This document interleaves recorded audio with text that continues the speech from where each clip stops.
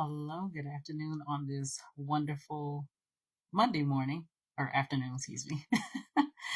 So, we are here to do our reading the Bible together.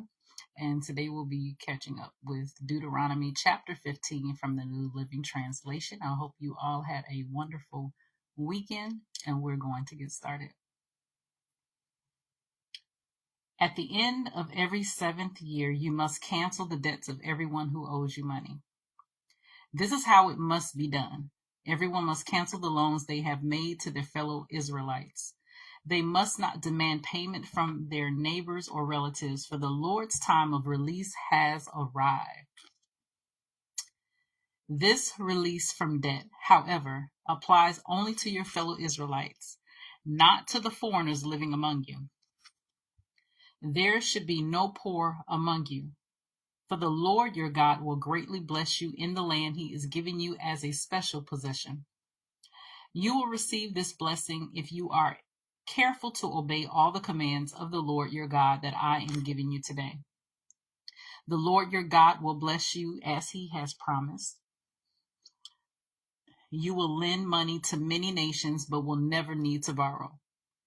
You will rule many nations, but they will not rule over you.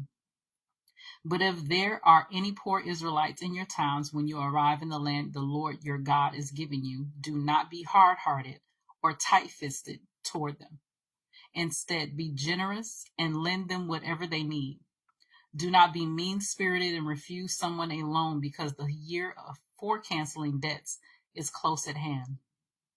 If you refuse to make the loan and the needy person cries out to the Lord, you will be considered guilty of sin.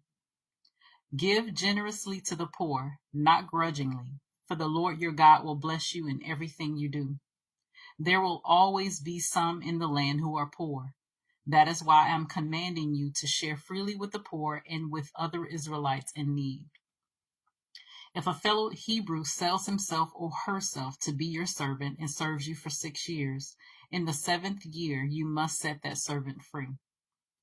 When you release a male servant, do not send him away empty-handed. Give him a generous farewell gift from your flock, your threshing floor, and your winepress.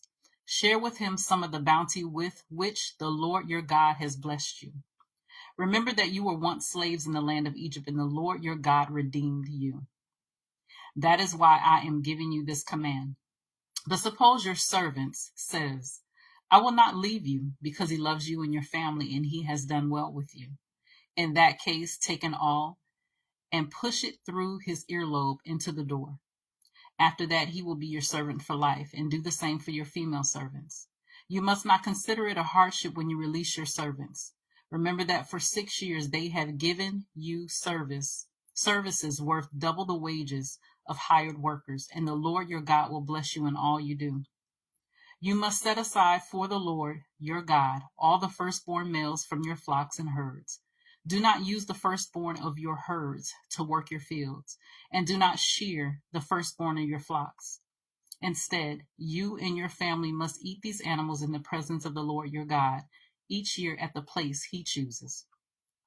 But if this firstborn animal has any defects, such as lameness or blindness, or if anything else is wrong with it, you must not sacrifice it to the Lord your God.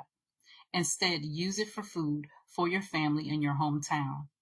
Anyone, whether ceremonially clean or unclean, may eat it, just as anyone may eat a gazelle or deer. But you must not consume the blood. You must pour it out on the ground like water. So that was short, but that was Deuteronomy chapter 15 from the New Living Translation. As always, continue to search the scriptures daily to see what is true.